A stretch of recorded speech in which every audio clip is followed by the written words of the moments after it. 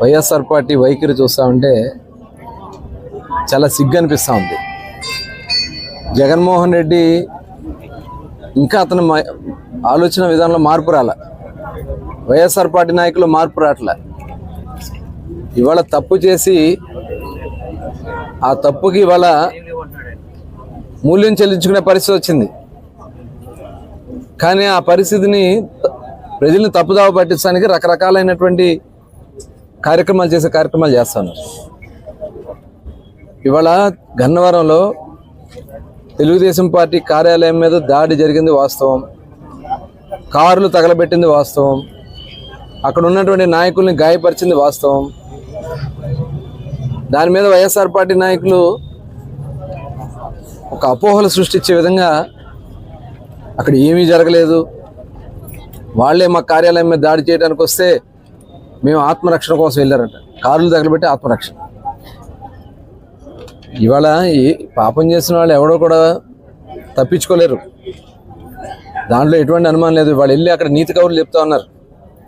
బందర్లో ఉన్నటువంటి ఒక చేతకాని దద్దమ్మ 5 ఏళ్ళు కాన్స్టిట్యున్సీని పట్టించుకోవాలా, 1000 కోట్లు వెనగేసుకుని సిగ్గు లేకుండా ఇవాళ వచ్చి నీతి కబుర్లు చెప్తా ఉన్నాడు.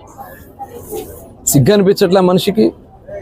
వయసు వచ్చింది, మీకు మంత్రి పదవులు చేశారు, ఇవాళ మాజీలుగా ఉన్నారు, ఇంకా మీకు సిగ్గు రావట్లేదా? అసలు మీరు మనుషులేనా? మానవత్వం ఉందా మీకు?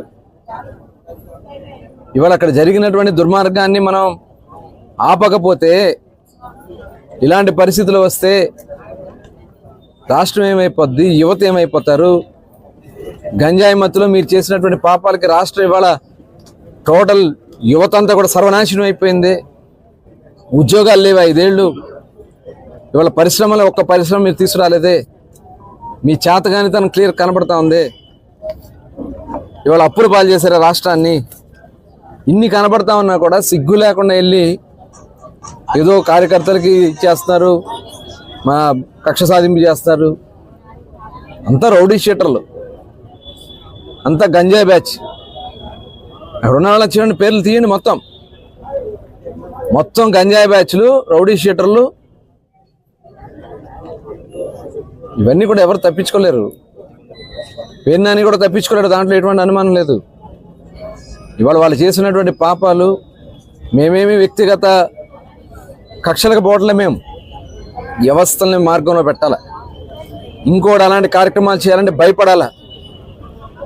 ఇంకొకరి మీద ఎలాంటి కార్యక్రమాలు చేయాలంటే వాళ్ళకి